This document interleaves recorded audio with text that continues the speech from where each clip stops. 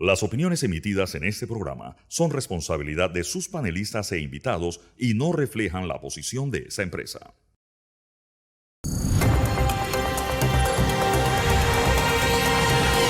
Estamos con los diputados Ávila y Sandler porque hubo una actividad muy movida en la Asamblea Nacional de Diputados. De hecho, doctor Ritter, cuando planeábamos el programa, teníamos este final de periodo legislativo.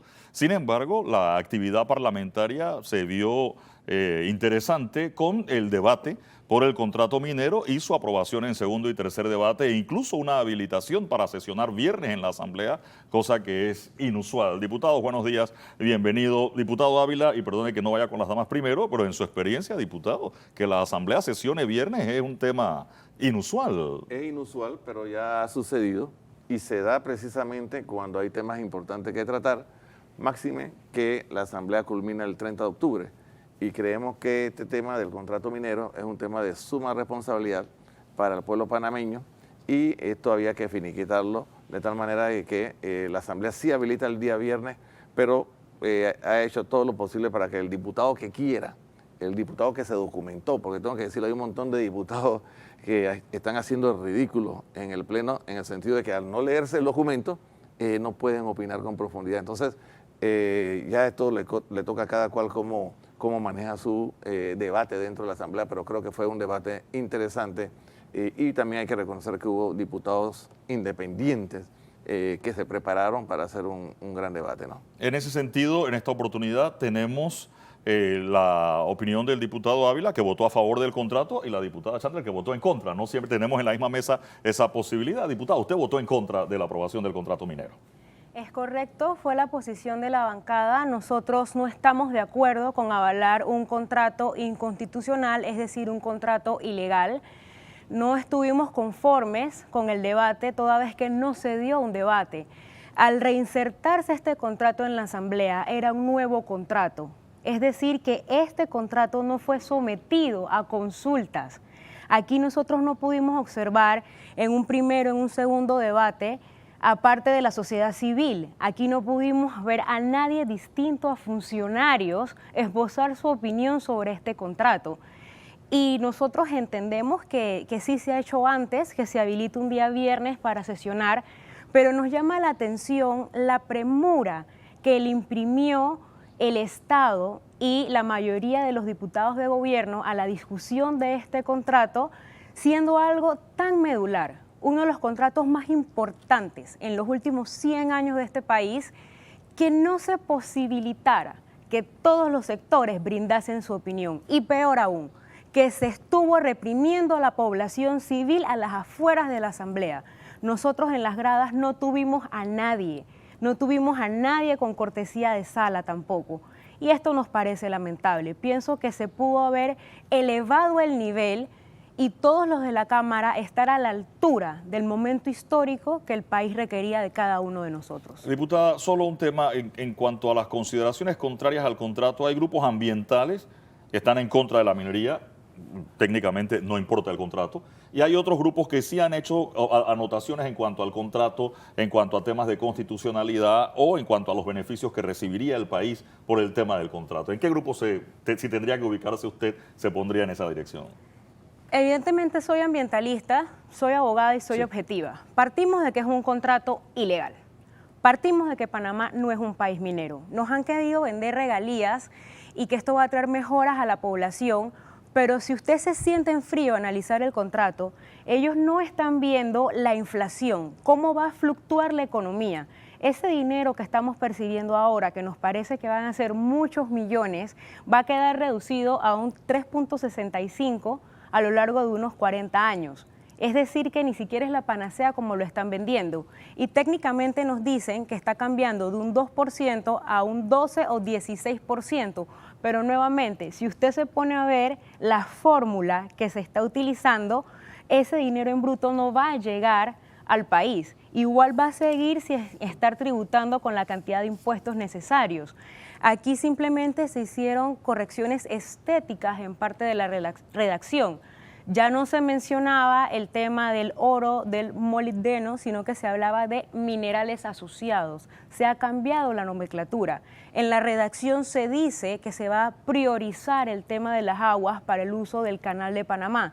No obstante, no hay una fórmula, no hay una propuesta, no hay una manera clara, especificada en la ley de cómo se va a garantizar. Es decir, que suena bonito, pero en la práctica no vamos a tener esos beneficios. Y esto a nosotros nos preocupa.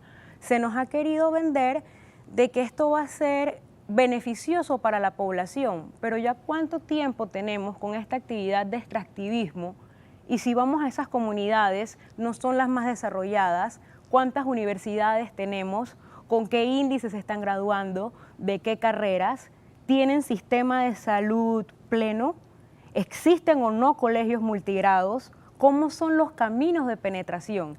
Así que el pueblo panameño no es tonto y hemos entendido que lo que se estaba discutiendo en este contrato no son beneficios para la mayoría. Es un tema económico con réditos para grupos económicos y para unos cuantos, no para el total de la población. Doctor Ritter. Me llama la atención que el método, diputado, de la celeridad con la que esto se ha manejado. Y en cierta forma debo señalar la opacidad con que se ha manejado.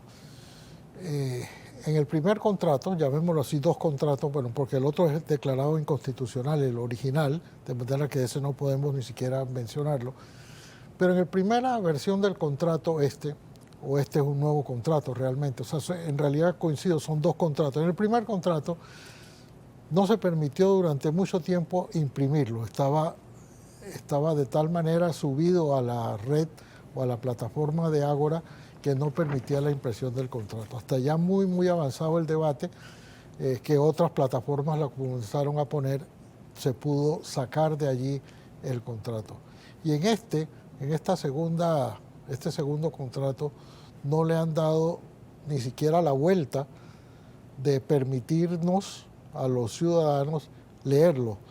Y tengo la sospecha de que de los 45 diputados que votaron a favor del contrato, al menos en el segundo debate, muchos no lo habían leído, como ha dicho el diputado Ávila, que pueden ser unos u otros, los que estaban a favor o los que estaban en contra, pero si usted tuviera que hacer, diputado, una especie de análisis de cuántos diputados han leído este segundo contrato, ¿qué podría decirnos? Mire, yo le voy a hacer claro. El PRD, su bancada, y el partido Molirena, nosotros tuvimos sesiones de trabajo varios días para tener un dominio exacto sobre el contrato presentado.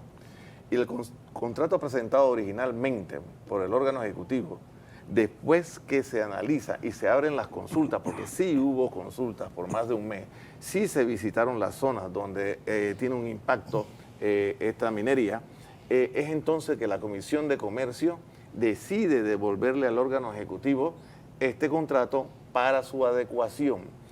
En esa adecuación se elimina lo que estaba quejándose los grupos organizados, como por ejemplo ese tema de la expropiación por parte de la empresa, era odioso, se elimina eso. Se elimina que la empresa solamente podrá explotar el cobre y no así el oro y otros derivados. Este contrato limita y le quita al original que se había presentado esa posibilidad de que no se pudieran hacer vuelos sobre el área de la minera. Este no es un nuevo contrato, es un contrato que el órgano ejecutivo corrige en función del reclamo popular que se dio en las calles. Ahora bien, dicen los diputados, no, este es un nuevo contrato. Yo vi un diputado que sale en TikTok diciendo, ¿cómo yo me voy a leer esto en 3 horas? No, señor diputado, sea práctico. El contrato estaba publicado en la página web para todos ciudadanos. Nosotros en la Asamblea lo teníamos hace 2 meses. El diputado responsable que lo quiere leer, lo puede leer. Pero usted no puede ir entonces, porque ese mismo diputado fue al pleno y le dice, señor ministro, dígame algo, porque le confieso que yo solamente me he leído 3 páginas. Pero ese diputado salió haciendo TikTok. De tal manera que, ¿qué es lo que nos estamos jugando en este país? Porque al panameño hay que hablarle con claridad. ¿Usted sabe cuánta gente hay allá afuera desempleada? ¿Usted sabe cuántos panameños están perdiendo sus propiedades porque todavía no logran encontrar empleo? En esta semana circuló un video en las redes donde se habla que una empresa que se dedica a la fabricación y venta de pan se va y que deja en la intemperie a 500 trabajadores. Tienen sus propias razones. Esos 500 trabajadores no los mire como 500, mire 4 o 5 personas por trabajador. Entonces, este contrato de 1997 al que estamos presentando ahora no se parece en nada. El contrato de este momento le está dando 10 veces más réditos económicos al país. En el contrato de 1997, la empresa no pagaba impuestos sobre la renta, no pagaba impuestos de dividendos, no pagaba remesa, no pagaba impuestos de transferencia.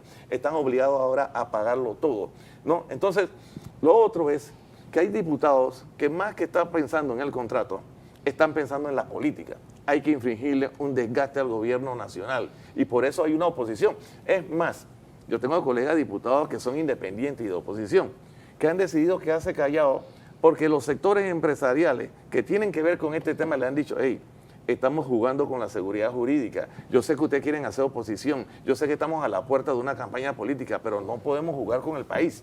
Y la pregunta que yo hago es si nosotros los panameños queremos llevar a este pequeño país a los niveles de Venezuela, en donde las empresas salieron huyendo porque no había seguridad jurídica. Pero yo le decía a alguien anoche que aún en Venezuela, si nosotros hacemos eso que ellos hicieron, de ahuyentar a la empresa, aún en Venezuela tienen una ventaja sobre nosotros.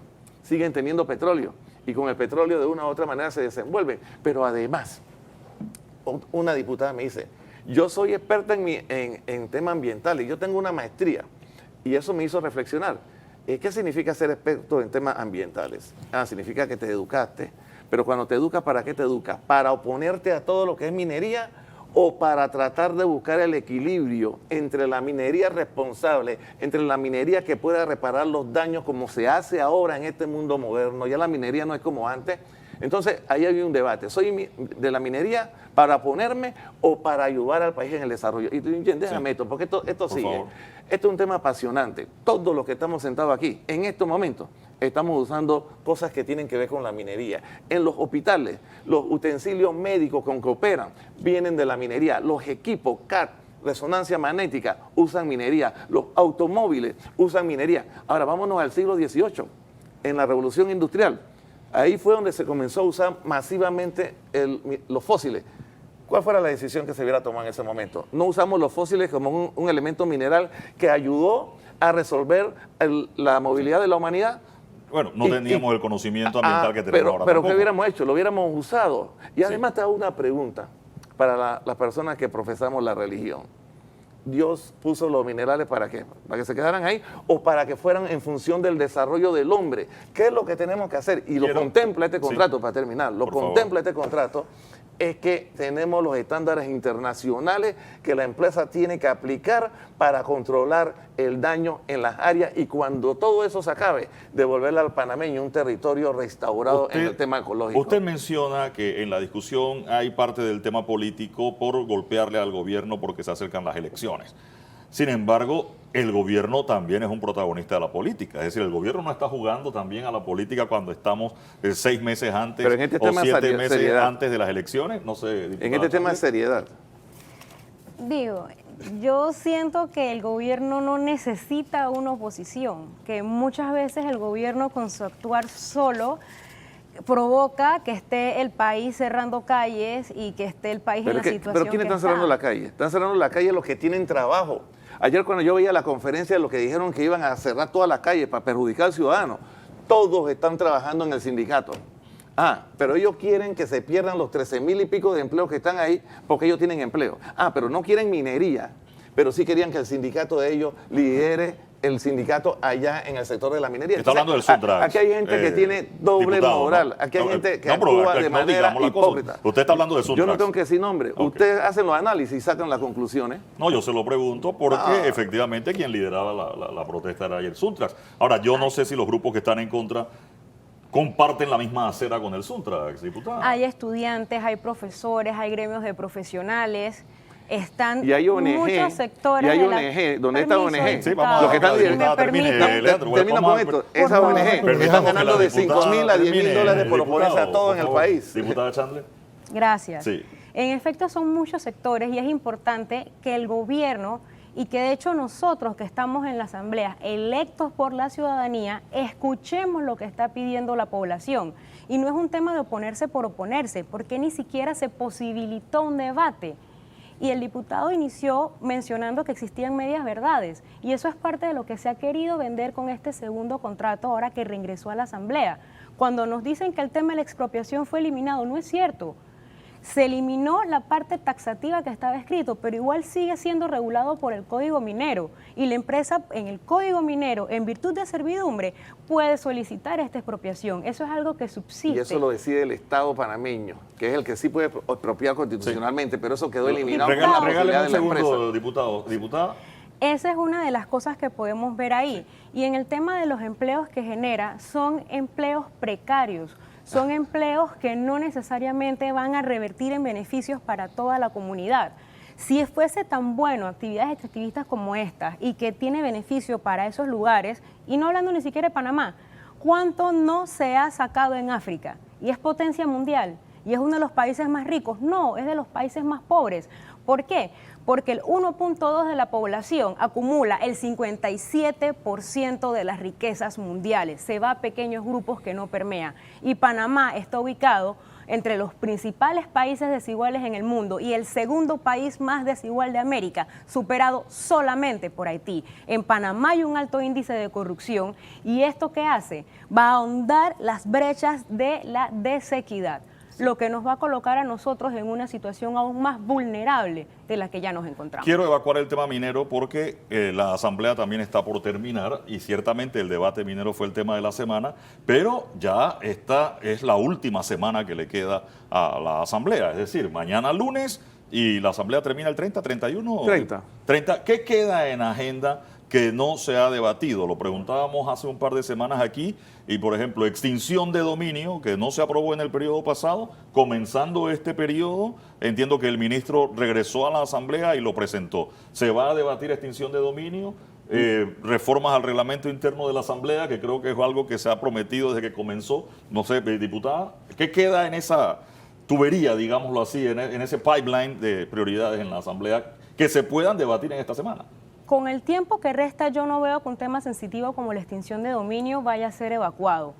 Me encantaría, y el ideal de la bancada de la libre postulación fuese que se adelantara el debate en el reglamento interno, pero tampoco lo veo. Y es cierto, ha formado parte de los principales discursos de los presidentes de esta Cámara, pero no se ha encontrado, no sé si el momento oportuno, o no han coincidido todos los diputados para adelantar este debate.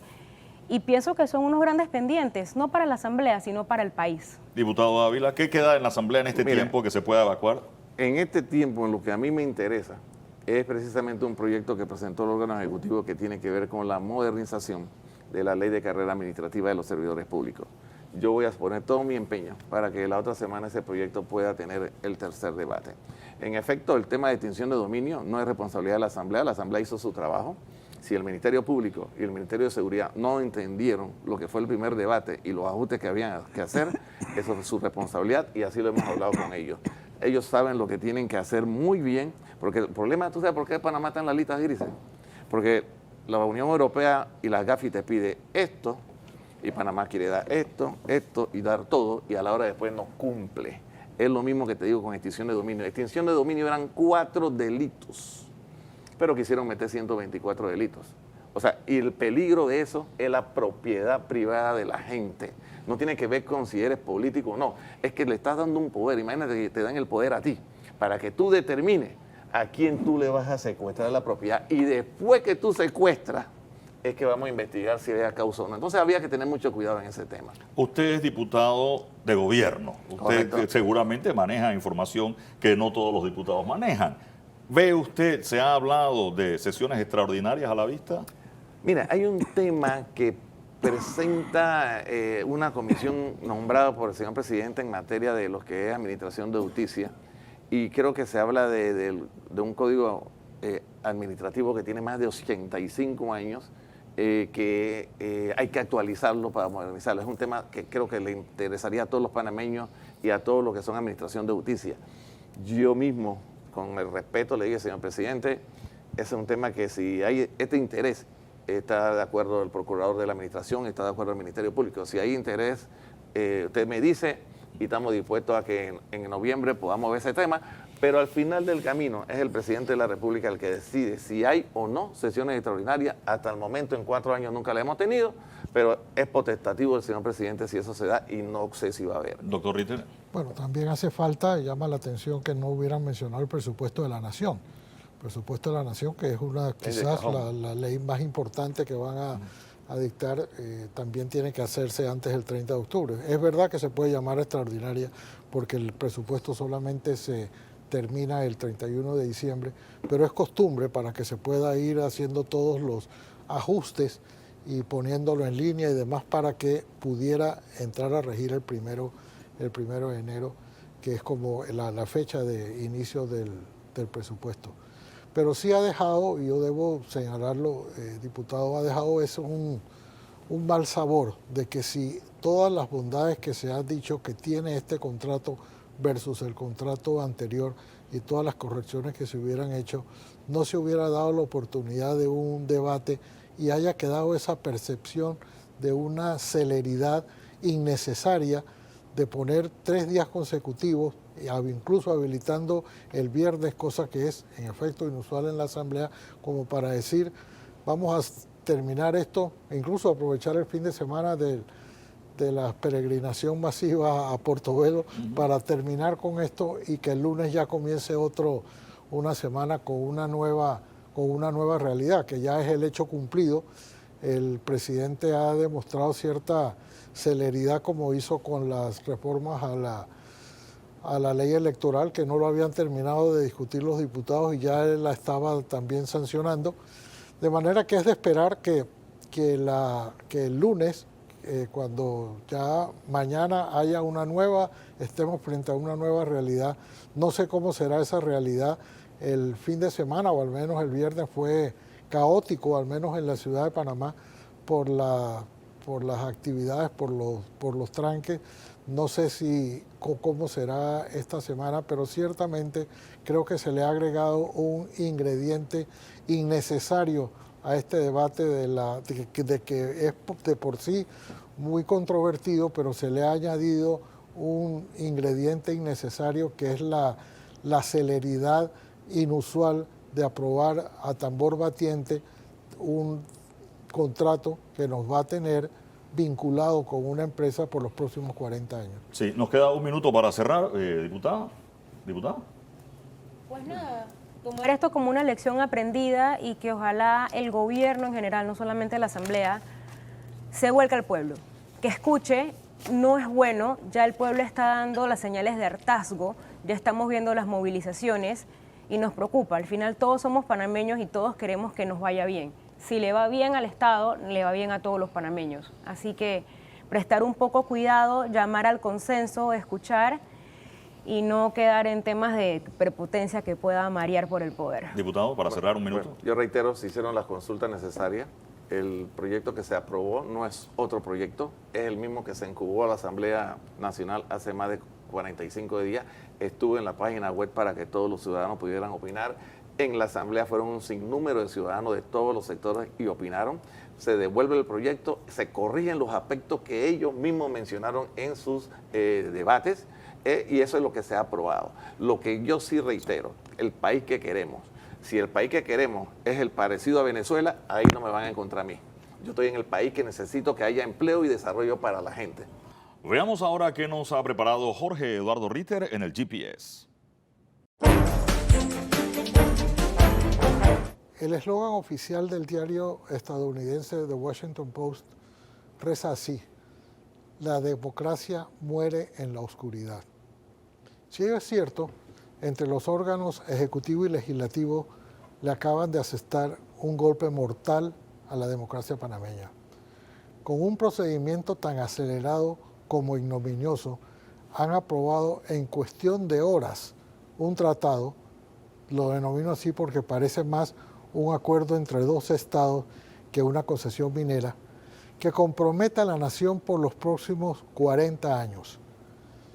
Si antes denominábamos el Heibo no Varila como el tratado que ningún panameño firmó, el firmado y ratificado con la minera, todavía sin bautizar, será el tratado que ningún diputado leyó. Es lo mejor o lo menos peor que puedo decir de nuestros diputados, con algunas honrosas excepciones, por supuesto. Pues si lo hubieran leído, quizás, solo quizás, se habrían opuesto a revivir con su voto el ingrato recuerdo del Tratado Heybu-Novarila. Aunque pensándolo bien, es posible que ese tampoco lo leyeron nunca. No puedo concebir que un órgano ejecutivo haya suscrito y un órgano legislativo avalado un tratado acordado entre el Estado y una empresa privada que no habrá concesiones de soberanía como reza ahora. ¿Acaso les es permitido a los gobernantes ceder explícitamente la soberanía en un contrato? ¿O es la hoja de parra que esconde efectivas concesiones soberanas como la de fijar en un tratado el destino que Panamá le dará a la bicoca que recibirá a cambio de entregar por 40 años nuestro principal recurso mineral? El Tratado Heybu-Novarila establecía que Estados Unidos actuaría como si fuera soberano, lo cual le permitió a Panamá decir siempre que no se había cedido la soberanía, pues Estados Unidos actuaba solo como si lo fuera, expresión que en sana lógica implicaba que no lo era. Pero en la práctica tuvimos un enclave colonial durante 75 años. El de la minera solo va a durar 40, de manera que siguiendo la narrativa oficial de que este tratado es mejor que el tratado anterior porque recibiremos 10 veces más dinero. Este tratado es mejor que el Heybu-Novarila porque en vez de la perpetuidad, que terminó en 75 años gracias a los tratados Torrijos-Carter, este solo va a durar 40 años. Y en teoría, ninguno de los dos contenía cesión de soberanía.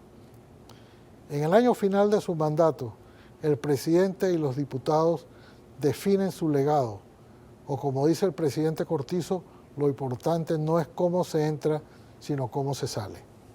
Él y los diputados van a salir, y así serán recordados como un grupo de funcionarios que a oscuras, sin darles la cara a los ciudadanos, no sé cómo mirarán a sus propios hijos, aprobaron en pleno siglo XXI un enclave colonial, un tratado que los llenará para siempre de vergüenza e ignominia. Después de este interesante comentario, vamos a la pausa y enseguida regresamos con más del Radar.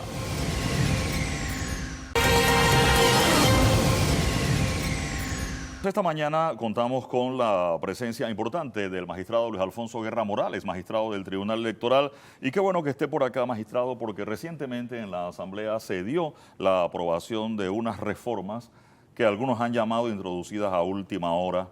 ¿Complica o no el proceso electoral? Buenos días, bienvenido. Buenos días, Linjué. Muy buenos días, doctor Eduardo Ritter. Bueno, efectivamente, el Tribunal Electoral dejó plasmado desde su inicio, cuando se introdujo la reforma electoral por parte del diputado Torres, su oposición a que a escasos meses del torneo electoral 5 de mayo de 2024 se introduzcan reformas, porque esto trastoca de una u otra forma todo el plan general de elecciones que el tribunal lleva a cabo. Sin embargo, bueno, para todo es sabido, se convirtió en ley de la República. El Tribunal Electoral, al igual que todos los ciudadanos de este país, estamos en la obligación de acatar las leyes de la República, las introdujimos al código y hasta cierta forma, como estaba la ley, que lo que sucedió en el 2019 es que se hubo un cruce de R, el Tribunal Electoral en la modificación del decreto del 2 de diciembre lo que hace es ese cruce de R lo legaliza, pues, si ya se había dado en el 2019. Lo que se da ahora es no una R por candidato en los partidos de alianza.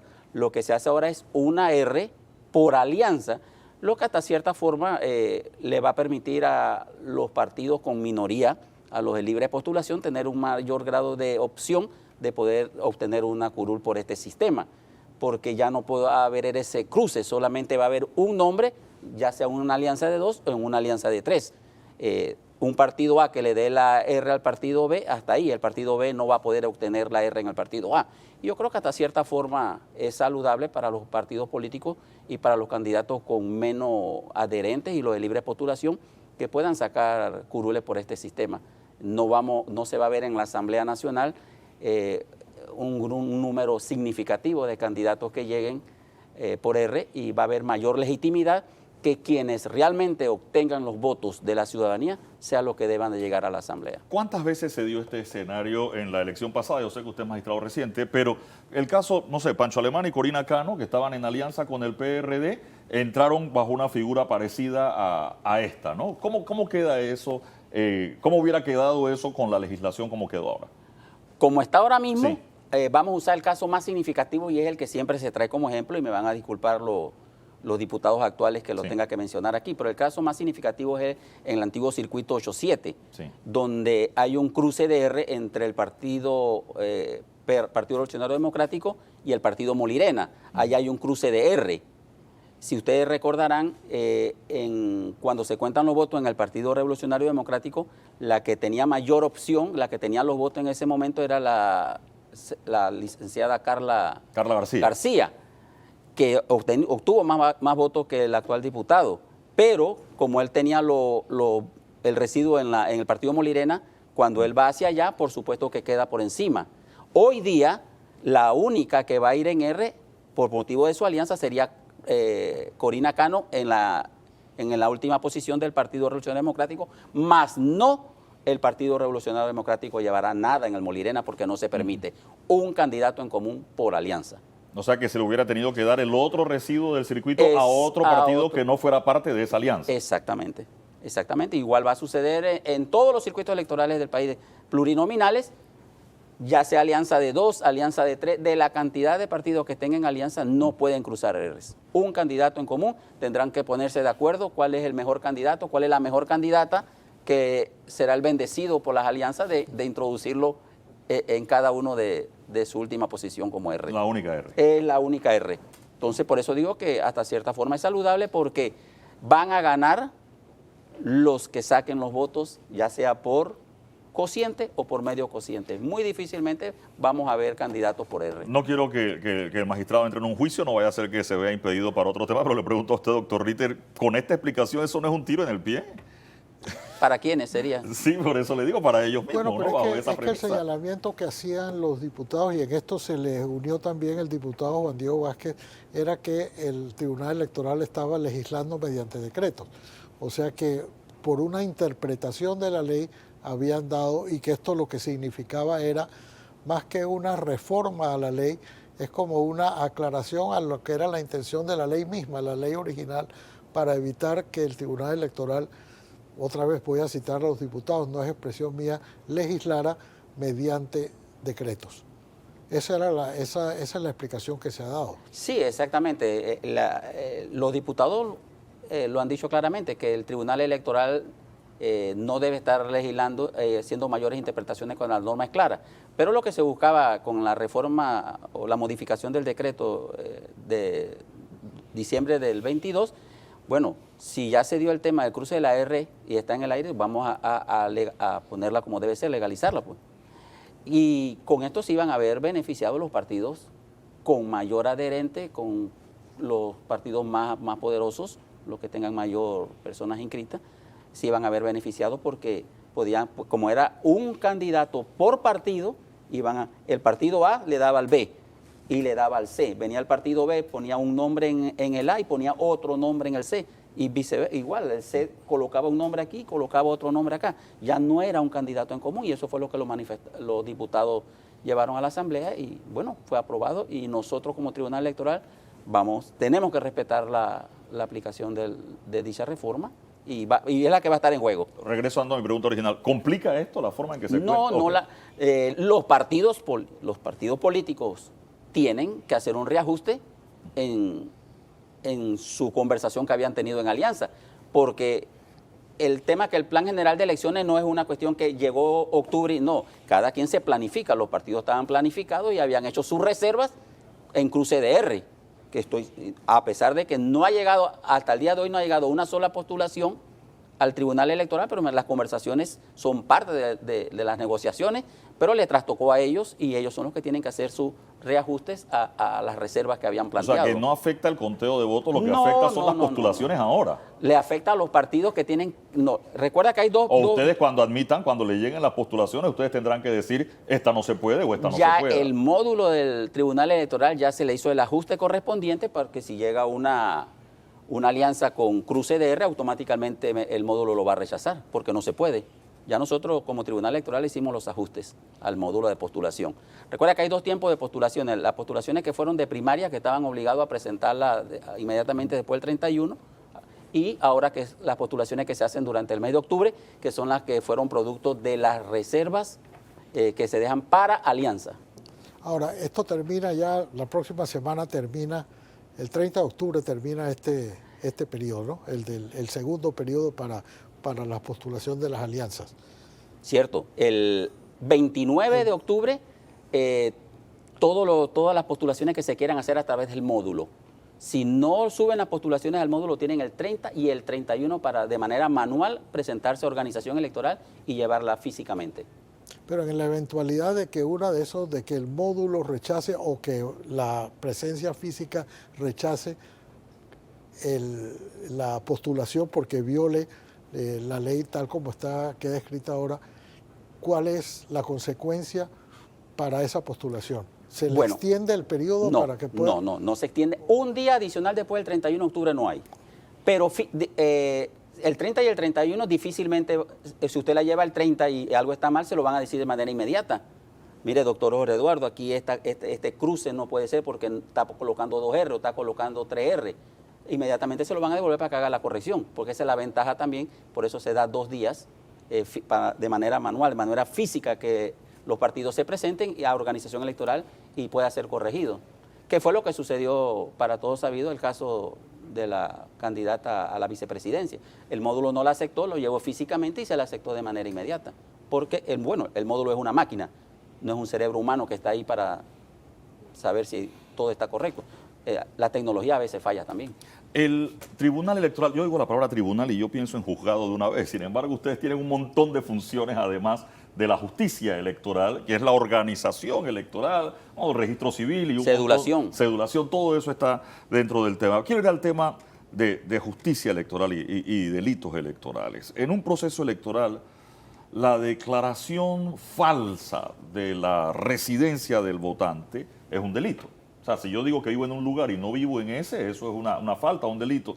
Hay un tema con el censo y el corregimiento de San Felipe, donde parece que vota más gente que la que realmente vive. Sí, ese es el cambio de residencia doloso tipificado en el Código Electoral y cuya responsabilidad recae sobre la Fiscalía General Electoral, investigar los delitos, las faltas electorales. ¿Qué sucede, licenciado Lingen y doctor Jorge Eduardo? En el Plan General de Elecciones, y que es fundamental tener que hablar del Plan General de Elecciones porque es lo que le marca al Tribunal Electoral cada paso que hay que dar. En ese Plan General de Elecciones hay un tiempo que es donde el padrón preliminar se pone a disposición de la ciudadanía en general. Se lleva a los municipios, se lleva a las juntas comunales, se le da al sector privado, a todo. Se da un periodo de impugnación de ese padrón. Los aspirantes al cargo que sea deben estar en la obligación de revisar ese padrón electoral y poder determinar, fulano no vive aquí, esta gente está... San Felipe geográficamente es un lugar pequeño, entonces quienes estaban ahí tenían que haber detectado que lo que hay realmente no compagina con lo que decía el Padrón General Electoral. Ahora, los tiempos del Tribunal Electoral no son los tiempos de la Contraloría con el censo. Nosotros, el censo viene posterior, muchos meses después de que nosotros pusimos a disposición de la ciudadanía el Padrón General de manera preliminar. ¿Ya no se puede impugnar ese padrón electoral? No hay tiempo. ¿El periodo de impugnación? El periodo de impugnación de ese padrón pasó. Tengo entendido, y así lo hemos visto en la noticia. ¿Y hubo impugnaciones en algunos otros? Sí. Porque, a ver, yo puedo entender en el bebedero, que uno sabe, famoso el bebedero en Panamá, uno sabe, vamos, los vecinos del bebedero, y uno ve ahí 150 personas, uno puede saber, vamos, Jorge Eduardo Ritter no vive en el bebedero y el que es candidato sabe que ese voto no es de él. Al día de y hoy. va y reclama, pero ¿cómo hace uno eso en Juan Díaz, por ejemplo? Al día de hoy, Sí. domingo, todos nuestros jueces administrativos están recorriendo el país celebrando audiencias. El padrón fue impugnado. Y precisamente... ¿En San Felipe hubo impugnación? No hubo impugnación, pero el resto del país, tal vez, y yo siempre lo he dicho, no ahora que soy magistrado, este tema del cambio de residencia doloso es más detectable en los corregimientos rurales. Son áreas pequeñas, todo el mundo se conoce, pero en los corregimientos o los lugares urbanos difícilmente usted va a detectar quién es de ahí, quién no es de ahí. Entonces se hace muy difícil también que en el área, en la urbe, se pueda detectar el cambio de residencia. Pero en esos lugares, como usted acaba de mencionar, el bebedero, qué sé yo, desde los 700, un corregimiento, los que son de carácter rural, automáticamente la gente se da cuenta, ven acá, aquí dice Luis Guerra, ese no es el que era... Ese no es de aquí, me van a impugnar. Pero bueno, yo puedo entender el área de San Felipe, un corregimiento que está 100% en el área metropolitana, difícilmente se detecta quiénes son o quiénes no son de ahí. Maestro, ¿hasta qué momento hay para, vamos a decir, corregir o para enmendar, no voluntariamente, sino por razones de fuerza mayor, una nómina presidencial? Esto es una pregunta que se hace mucho en redes sociales, nos las han hecho mucho aquí en TVN. Y el caso es específico. ¿Qué pasa si un candidato presidencial o vicepresidencial queda inhabilitado de aquí a que vengan las elecciones? Ok, la norma habla específicamente por muerte hasta un mes antes del 5 de Un mayo. mes. Puede ser reemplazado. Por muerte. Si no es muerte, No, la norma habla de muerte. no puede ser No puede ser reemplazado. reemplazado. No puede ser reemplazado. O sea, tiene que Pero correr. Tiene que... no. O sea, tiene No. que ser, o sea, la persona, digo, no quiero correr, le toca correr, aunque no quiera, es decir, estará en la papeleta, aunque su voluntad no sea correr. No, bueno, precisamente el día viernes, el día jueves, en una reunión en el Pleno y Organización Electoral, estábamos discutiendo precisamente cuándo se va a empezar a hacer el tiraje de las papeletas de votación. Y se concluyó que hasta el 15 de febrero, el Tribunal Electoral espera. Okay. Y ahí empezamos el tiraje, empezamos con los corregimientos, que es lo más fuerte del país por el volumen. Sí. Son 701 corregimientos. Podrán imaginar el trabajo que tiene imprenta del Tribunal Electoral y así seguimos con las papeletas. Pero suponiendo, magistrado, si un candidato a presidente o vicepresidente queda inhabilitado por una decisión judicial, que no puede ser candidato, de todas maneras va a aparecer, no se ha muerto, Va a aparecer, por supuesto que va a aparecer. pero no va a tener entonces, si es vicepresidente no tendrá presidente y si es presidente no Si tendrá. es vicepresidente e inhabilitan al principal, por supuesto que sube el segundo, es la norma genérica, es la norma general, ¿no? ¿Y eso es a partir de qué fecha? Hasta los cambios que Es se hasta pueda el 31 reemplazar. de octubre. Sí, hasta el 31 de octubre están las postulaciones. Sí.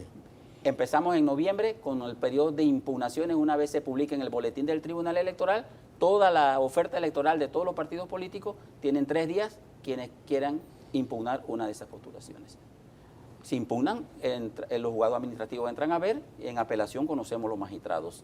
Si es algo de carácter constitucional, bueno, entonces es un tema de la Corte Suprema de Justicia. Los tiempos de ellos no son los tiempos del Tribunal Electoral. Ellos se tomarán su tiempo. O sea que existe la posibilidad de que un partido quede sin candidato a presidente si esto ocurre después del 31 de octubre. Después del 31 de octubre vienen las impugnaciones. No hablo de impugnaciones, estoy hablando de la justicia ordinaria. de la justicia del Sí, país. por supuesto, porque la ley es clara y quien esté inhabilitado por condena, nosotros estamos en la obligación de acatarlo. Por eso, pero entonces Esa posibilidad está esa en fórmula el tiempo. presidencial va a quedar incompleta. Cualquier fórmula O presidencial que esté en o de las otras que estén en esa condición situación queda incompleta. Queda Correcto. incompleta. Y solo por muerte, un mes antes, puede reemplazar el nombre. Y en el otro escenario, si es después del 15 de febrero, la persona va a aparecer en la papeleta, De todas maneras. aunque no pueda correr o sea inválido Sí, ese voto, ¿no? Yo escucho muchas voces que dicen, pero se puede hacer un tiraje nuevo. No es tan fácil, decir que se puede hacer un tiraje nuevo. Por eso es que el día jueves en la discusión con organización electoral buscamos los tiempos. Hay una fecha de cierre en y hay este una- caso hay para la una de impresión. cierre, Bueno, es que tenemos que hacer la impresión. Maestro, hay un tema que quizás es un poquito ajeno a lo que hemos estado hablando, pero me interesa mucho su opinión porque usted es un jurista de muchos años. En Panamá se usa mucho una expresión que a las personas de afuera, de otros países, les llama la atención, que forma parte del vocabulario, del argot popular en nuestro sistema electoral, que es cuidar el voto. Uno oye mucho de que no, la gente se tiene que quedar a cuidar el voto. Cuando uno tiene que cuidar algo es porque ese algo está en peligro.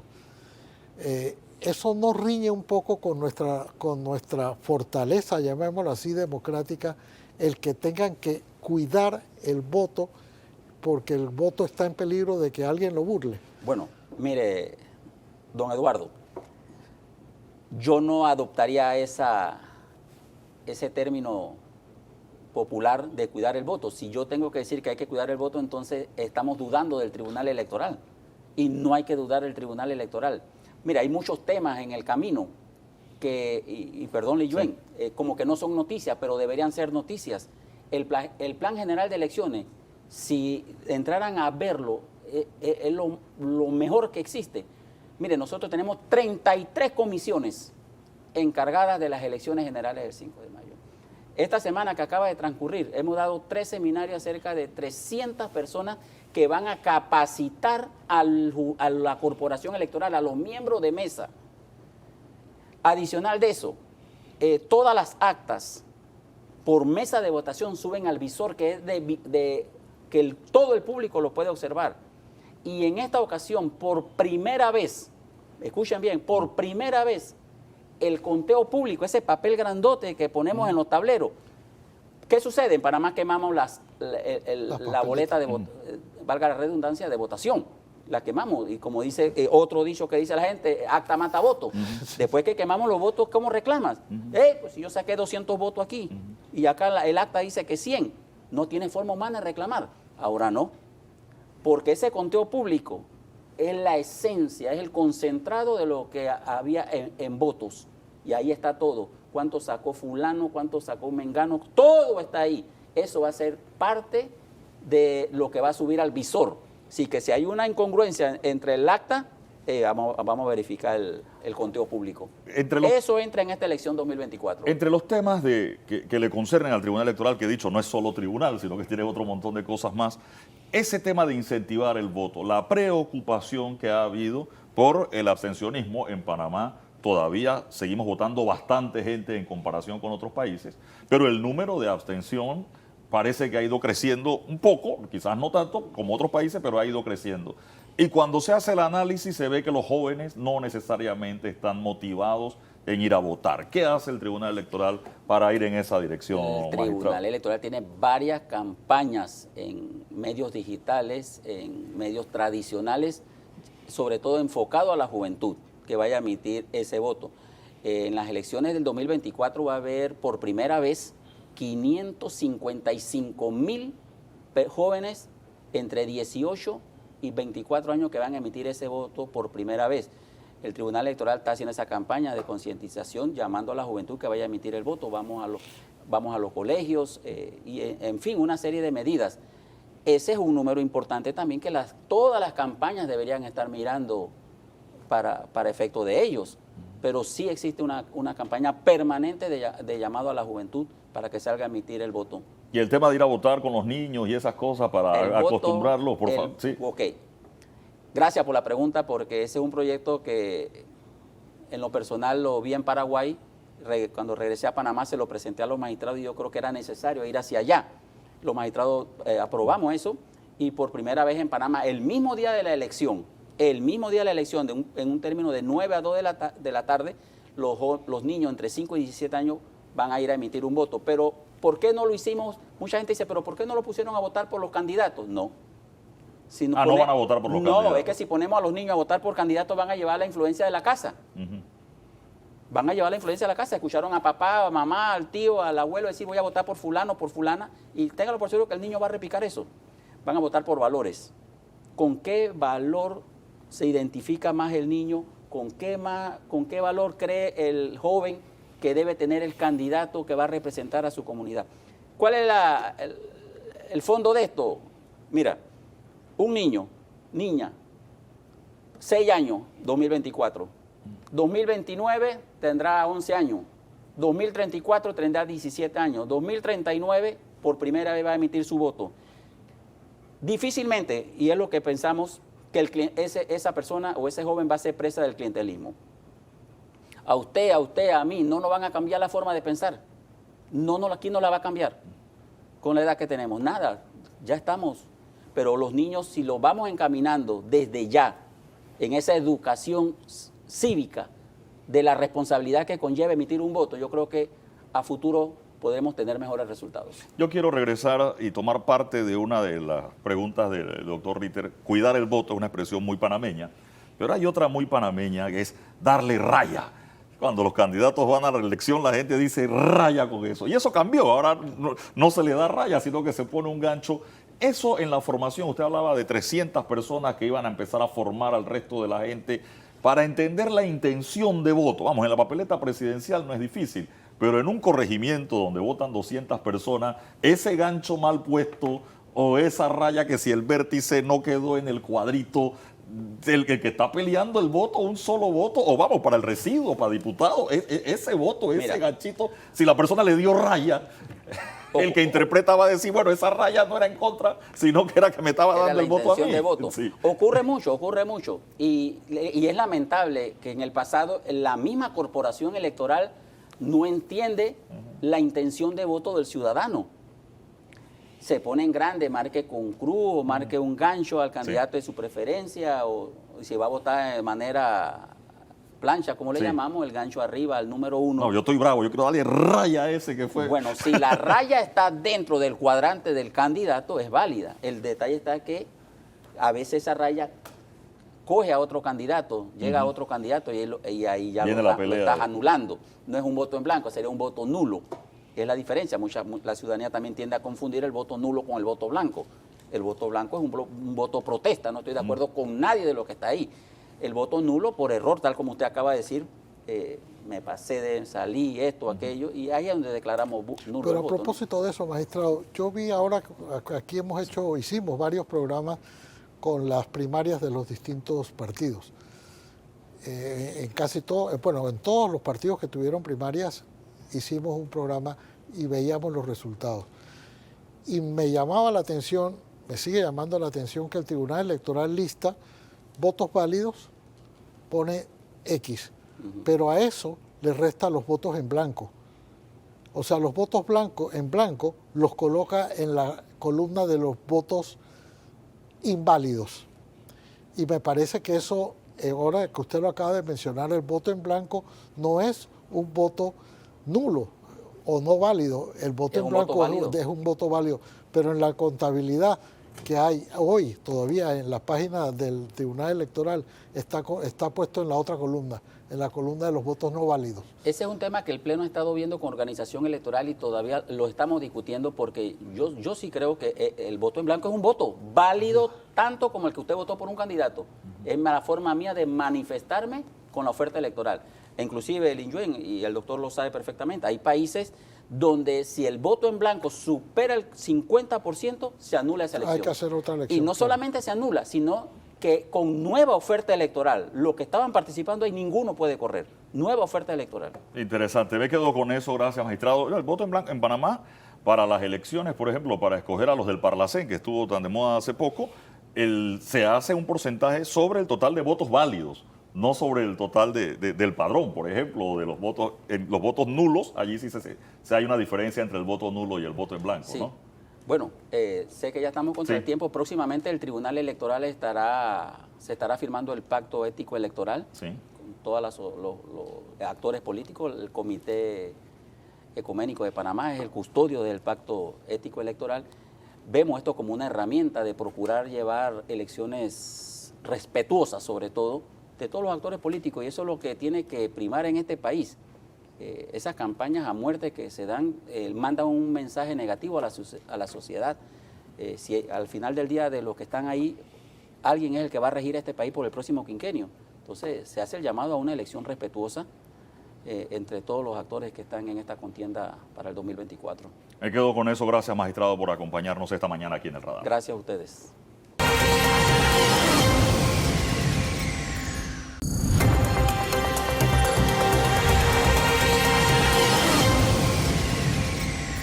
Han surgido asuntos en materia internacional y es que Panamá nuevamente figura en la lista gris, ahora nos explica lo de los colores, pero es una lista de la Unión Europea. Aquí está con nosotros Carlos Balzayo, también está con nosotros el profesor Adolfo Quintero. Y quiero recordar, Carlos, porque veía en tus redes sociales donde Panamá tiene la honrosa posición de estar en un récord de que tenemos la deshonrosa, no sé cómo llamarlo, la deshonrosa posición de que estamos en las 3 listas que hay que cuestionan a los países por si cooperan o no cooperan en distintas materias. Buenos días, bienvenido. Muy buenos días, muchas gracias por la entrevista. Sí, la introducción es totalmente correcta. Panamá está en 3 listas. ¿Cuáles son esas 3 listas? La lista más conocida por el público, creo yo, a estas alturas del partido, la del Grupo de Acción Financiera, famoso GAFI, que es la que la gente conoce con la lista de los colores, gris y negra. Una lista que ya tiene trayectoria, tiene más de 20 años. Panamá ha estado 3 veces en esa lista, otro récord. No hay otra jurisdicción que haya estado 3 veces, eso significa se entra, se sale, se entra, se sale. Se estuvo en el 2000, se estuvo en el 2014 y se está en el 2019. 2019 es el periodo más largo que llevamos allí. En otras ocasiones hemos salido más rápido. 14 estuvimos, salimos en el 16. Esa es la explicación de lo que conocemos. Unas menos conocidas son las de la Unión Europea. Esa es una doble lista. Una lista que ellos le llaman de terceros países de alto riesgo y otra que le llaman de países que no cooperan en materia fiscal.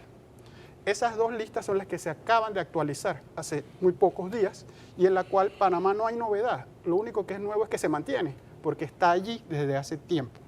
Las listas de la Unión Europea vienen del año 2017, las de GAFI son del año 2000, así que hay menos años, 6 años.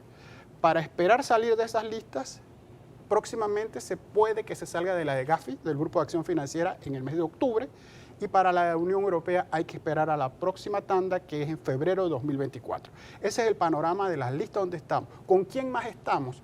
Hay otros 45 países en esas listas, y bueno, el reto es que han salido de la Unión Europea, han salido Islas Vírgenes Británicas, un competidor de Panamá, BVI, donde muchos panameños operan, ha salido nuestro vecino Costa Rica, han entrado otros, ahí estaba Bahamas, que ya estaba, y así es un rejuego de nombres que hay que seguirle la pista porque eso afecta mucho la inversión.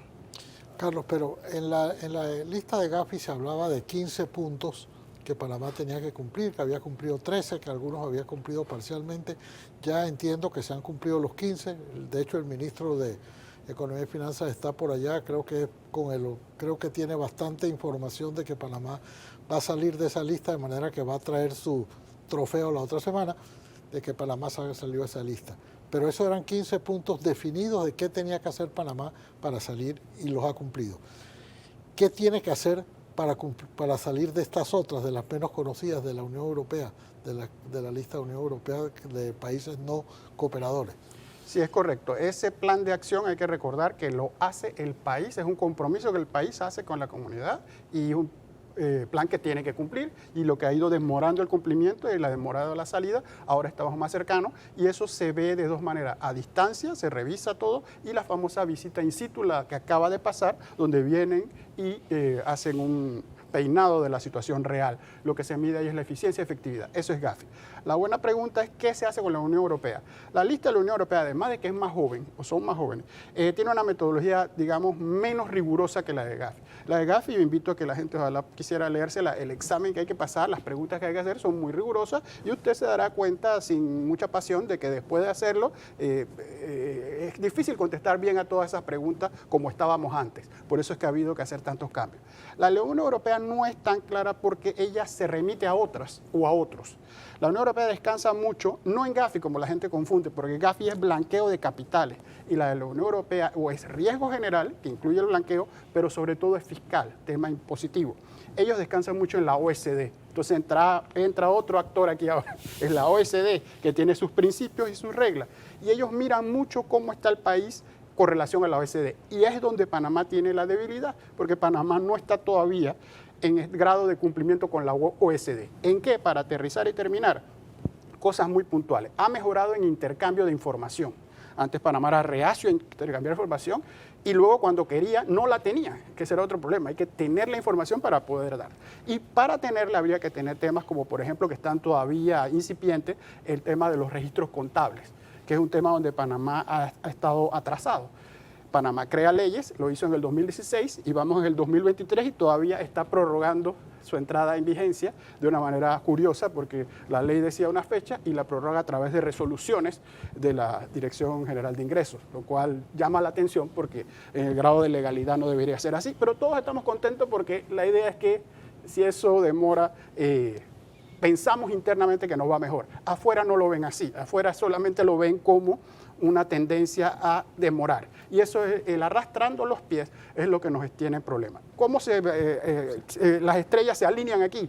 Cuando cumplamos con la OECD, la Unión Europea mira hacia allá, hace su propia evaluación y puede que en febrero, si hemos mejorado, pudiéramos salir. Profesor Adolfo Quintero, qué bueno que esté con nosotros y digo bienvenido de nuevo al radar. Tenía ya algún tiempo que no estaba usted con nosotros en el programa.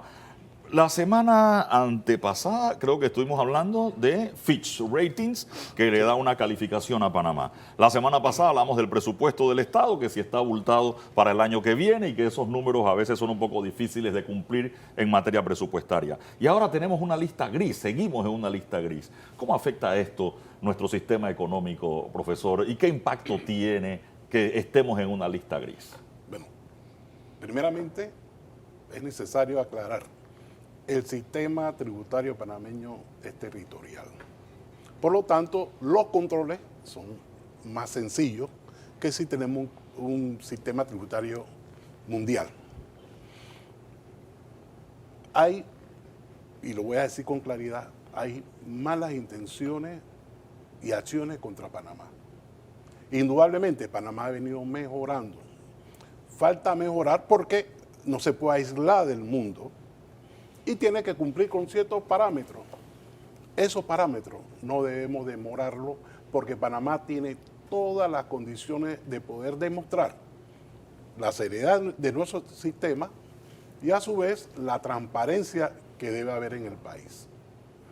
En ese sentido, yo confirmo que efectivamente del Gafi vamos a salir este mes de octubre. En cuanto a la OCDE, que si nosotros evaluamos cuál ha sido el papel a nivel mundial, podemos certificar que hay países pertenecientes a la OCDE que no están cumpliendo con los parámetros de la misma estructura. Panamá vamos a cumplir con esos parámetros, pero también tenemos que hacer los lobbies necesarios, no el ministro únicamente, un equipo con mira a demostrar, sustentar los caminos que viene recorriendo el país. Y le voy a hacer un ejemplo, los tratados Torrijos-Carter. ¿Qué hizo el país? Reitero, el país, no una persona. Hacer los lobbies correspondientes, demostrar la transparencia de nuestro país. En el caso financiero internacional, también tenemos que hacerlo. ¿Por qué digo esto?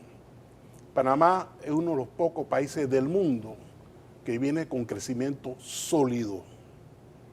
No el 6%, que es un crecimiento real, sino cuando vemos la parte de los valores nominales, un crecimiento del 7.2% para el año 2024. Se vienen tomando medidas de control fiscal o tributario, como es la facturación electrónica, que debe permitir que todos los contribuyentes de nuestro país reporten al fisco sus operaciones. En conclusión, efectivamente, posiblemente en el mes de febrero, estaremos enfrentando las evaluaciones de la OCDE y estamos casi con un alto porcentaje de seguridad que también vamos a salir de esa lista de la OCDE y de la Unión Europea. Yo quiero llevar esto un poco al panameño de a pie. ¿Qué significa o cómo nos afecta como ciudadanos estar en una de estas listas? El mundo de la cibernética viene evolucionando. Y los sistemas financieros, a través de los avances tecnológicos, se pueden manejar al interno del país como afuera del país o al externo. Efectivamente, estar en una lista gris nos afectó. Muchas instituciones bancarias y financieras prefirieron retirarse de Panamá porque le afectaba en un momento determinado sus operaciones internacionales. Sí es importante y por eso son los esfuerzos que tenemos que seguir impulsando para salir de esa lista gris. Sin embargo, hoy yo puedo sustentar de que Panamá no solamente es el país de mayor crecimiento de América, sino que también estamos tomando medidas tributarias con mira a que Panamá fortalezca su transparencia y dé oportunidades a que más inversiones vengan en nuestro país. Para eso requerimos salir de esa lista gris. Para complementar, algunos datos duros. La inversión extranjera en Panamá, en los últimos datos, 2.500 millones, estoy redondeando. Costa Rica, competidor, 3.500. Chile, 20.000, para tener un ejemplo de países con que siempre se comparan. Hay una relación directa entre la inversión extranjera y estar en estas listas. Por el contrario, porque esa es una de cal y una de arena, los depósitos bancarios en los años en que Panamá ha estado en lista muestran un comportamiento totalmente opuesto.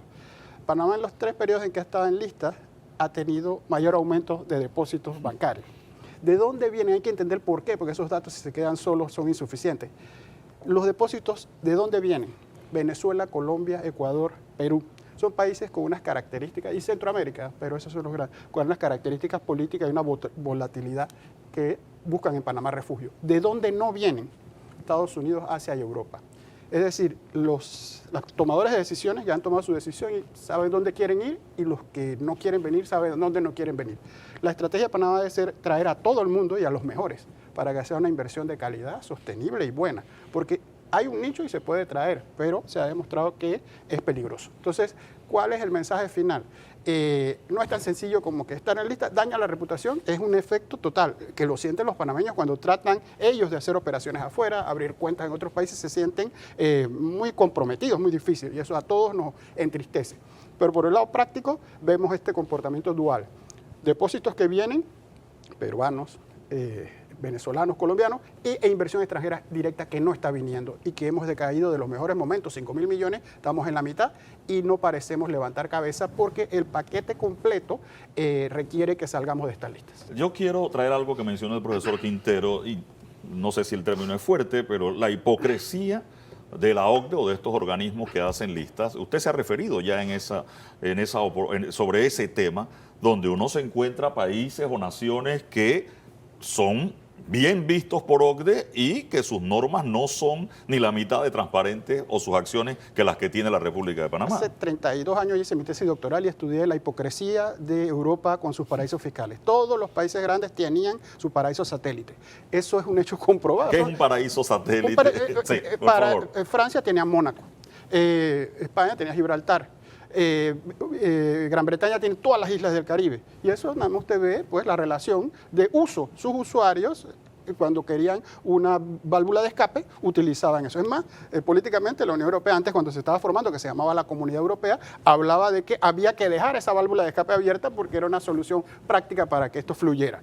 Dicho eso, y soy el primero en decirlo, yo lo que no termino de entender cómo ese problema de ellos soluciona nuestro problema, que si es hipocresía, sí es cierto, pero nosotros seríamos muy ilusos en pensar que porque ellos también tienen problemas, nosotros no lo tenemos. Nosotros tenemos el problema de que nosotros internamente no podemos combatir la corrupción porque esos propios instrumentos no son nocivos. Si no veamos todos los casos que estamos viendo, Nu Business, Odebrecht, Blue Apple, son ya somos las víctimas de nuestros propios instrumentos. Entonces hay que mejorar eso para evitar el abuso. El tema está en el abuso de los instrumentos y la falta de fortaleza institucional para combatir esos abusos. Los otros países que tienen eso y son hipócritas tienen una lucha permanente entre los abusos y tratar de... Hoy les invito a que vean, que porque acaba de salir el estudio de Gafi sobre Suiza.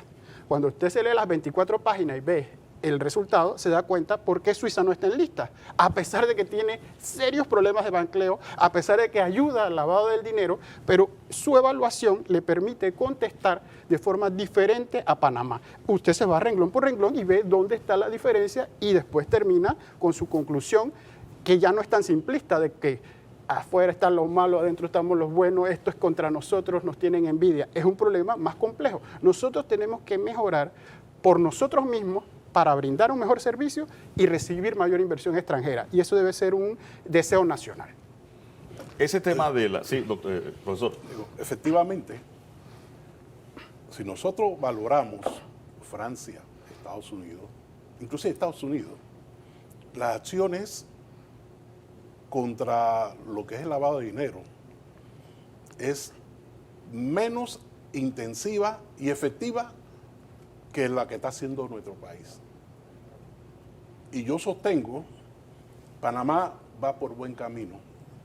Tenemos que mejorar, sí, pero nosotros tenemos que hacer los lobbies para demostrar que efectivamente estamos haciendo los cambios, pero nos están tratando de la no mejor manera. En un país que está tratando de colaborar, o está colaborando. Mientras esas economías fuertes que están en la OCDE, ellos son conscientes de las fallas que tienen, la válvula abierta donde se cuela todos los elementos negativos en lo que es el control del lavado de dinero y el manejo financiero internacional. El compañero lo acaba de señalar.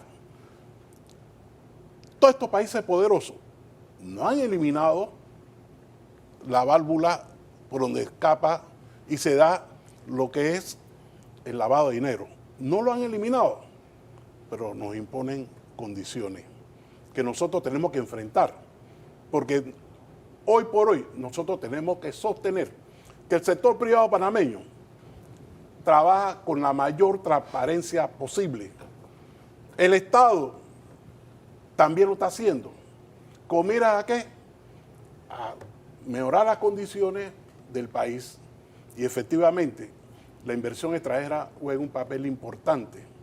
Y hacia allá tenemos que apuntar porque las condiciones internas no permiten o no van a permitir el mejoramiento en el empleo, el mejoramiento de las condiciones de vida de los panameños. Quiero irme en esa dirección para salirnos un poquito del tema de lista y aprovechar que ustedes están aquí. La semana pasada analizábamos el tema Fitch Ratings, Fitch, ¿verdad? Sí, porque ahora debe venir Moody's y debe venir Standard & Poor's en algún momento, creo que ya uno salió. El tema, creo que la profesora Patillo nos decía, bueno, es que los organismos hacen sus ratings, pero cada país tiene que pelear con sus propios problemas también para ver cómo resuelve su situación, no necesariamente complaciendo a estos otros organismos y donde se toman las decisiones. No sé si quería hacer un comentario de eso y después, profesor, para que nos cuente su impresión sobre ese tema. El mío es muy puntual y como ejemplos concretos de nuestro problema. Nosotros tenemos dos tipos de enfoques, los enfoques técnicos y los enfoques culturales o adaptativos. Nosotros creemos que todo lo podemos arreglar a través de la ley y que porque dictamos la ley la vamos a cumplir y se arregló. El problema es más complejo, tenemos que cambiar un chip cultural. ¿Por qué lo digo? Directamente relacionado con el tema de las calificadoras. Fitch lo que nos está diciendo es que nosotros tenemos una ley de responsabilidad fiscal, que nosotros la hemos cambiado tantas veces que ya no es creíble, porque la cambiamos en demasiadas ocasiones. No estoy entrando a valorar si necesitamos cambiarlo o no. Lo que estoy entrando es un patrón de conducta que no solo se da ahí, se da, como acabo de mencionar, en registro contable, que aprobamos una ley de 2016 y vamos en el 2023 y todavía no está. Registro de beneficiarios finales en 2020 vino a ser efectivo en 2023. Y en temas hasta políticos, las mujeres en política, con excepciones que lo hace incumplible. Y yo me he ido por temas donde uno se encuentra un denominador común que es adoptar la regla, pero crear excepciones o postergar su entrada en vigencia. Nosotros tenemos que cambiar esa actitud para que cuando adoptamos la regla, la cumplamos, porque eso también tiene que ver con el tema de las listas. Las listas ha sido una relación que nosotros hemos hecho promesas después de ser evaluados, que hemos demorado demasiado en cumplir. La primera y último ejemplo, la Evaluación Nacional de Riesgo de Panamá. A Panamá le tomó 5 años evaluar los riesgos. ¿Por qué es riesgoso el blanqueo de capitales? Lo prometió en un año y 5 años después fue que terminó de evaluarse. Y ese es el insumo número 1 para entender luego qué hacer, qué es lo que está haciendo ahora de manera consistente. En los últimos años hay que reconocer que se está haciendo mucho, pero tarde. Entonces, cierro la idea con que hay un patrón de conducta que hay que pensar, identificar y cambiar, que es cumplir la ley. Demasiado básico, pero hay que hacerlo. Ahora, Fitch nos plantea, perspectiva negativa, Panamá tiene un subsidio al combustible. Y alguien dirá, bueno, pero es que esos tipos allá en Fitch no están viviendo aquí en Panamá para saber si es necesario mantener ese subsidio al combustible o no. Entre otras cosas, vamos, la lista de Fitch es larga, no es solo el combustible, solo lo puse como ejemplo, Mire, profesor. Para el año 2024, nosotros tenemos las condiciones de mejorar los ingresos tributarios del país, con una medida fundamental que se viene discutiendo desde hace 6 años, la factura electrónica. Con la factura electrónica podemos combatir el desvío de 1.500 millones de dólares en ITBMS. Con ¿Esa es la proyección factura, con factura electrónica? ¿1.500 millones? en ITBMS. Que se evaden. Sí. Okay. O sea, son Son 1.500 un más. estimado. Okay. Puede ser más. En cuanto al impuesto sobre la renta, estamos hablando de más de 4.000 millones de dólares anual. Tenemos los mecanismos técnicos para poder combatir eso. Y eso va a generar, en promedio, si se aplica adecuadamente, un ingreso adicional de casi 5.000 millones de dólares al fisco. Con eso nosotros mejoraremos la inversión, también mejoraremos lo que es la administración de los gastos de funcionamiento. ¿Y por qué digo esto? Panamá tiene todas las condiciones para mejorar los elementos que permitan una mejor condición de vida de los panameños. ¿Qué hay que hacer? Ser un poco más serio, un poco más responsable en el manejo de la administración pública. Me quedo con eso, más serio y más responsable en el manejo de administración pública. Yo les comentaba a los economistas la semana pasada, la economía básica en mi casa, y mi mamá decía, no es cuánta plata entra, sino cuánta plata se gasta. Y creo que en Panamá también debiéramos ir un poco en apretar el cinturón o arroparse hasta donde da la manta, ¿no? Que creo que era uno de los temas, doctor Ritter, una expresión más panameña sobre eso. Gracias por acompañarnos esta mañana en el Radar.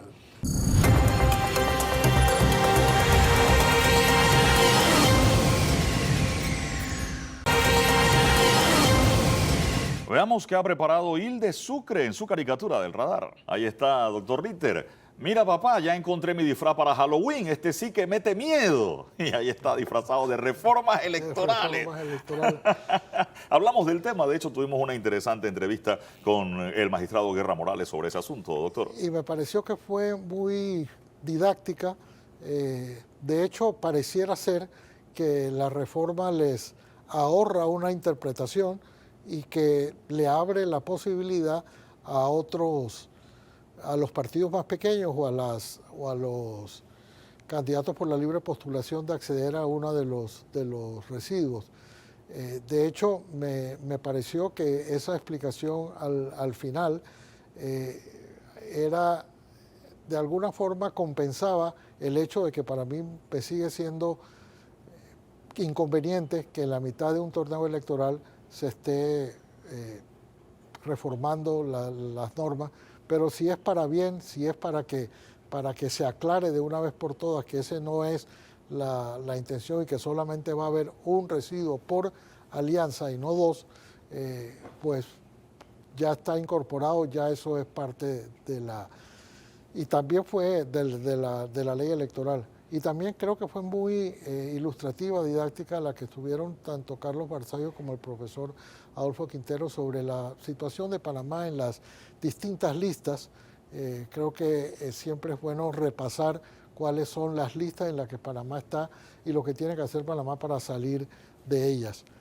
Pero donde me concentro más es en la decisión que tomó la Asamblea, Eduardo, de en 3 días consecutivos habilitar el viernes, y antes del viernes al mediodía ya habían aprobado en tercer debate la ley, el tratado minero, que si tomamos como válidos las mejoras que ha señalado, y no tengo por qué negarlas, el diputado Ávila, pues era absolutamente innecesario esta premura que deja ese mal sabor de que por la premura, por el apuro de hacerlo, haciéndolo un viernes, como diciendo vamos a hacerlo de una vez, y ya el lunes tenemos una realidad distinta, ya no es una discusión que hay en la Asamblea, ya es un tratado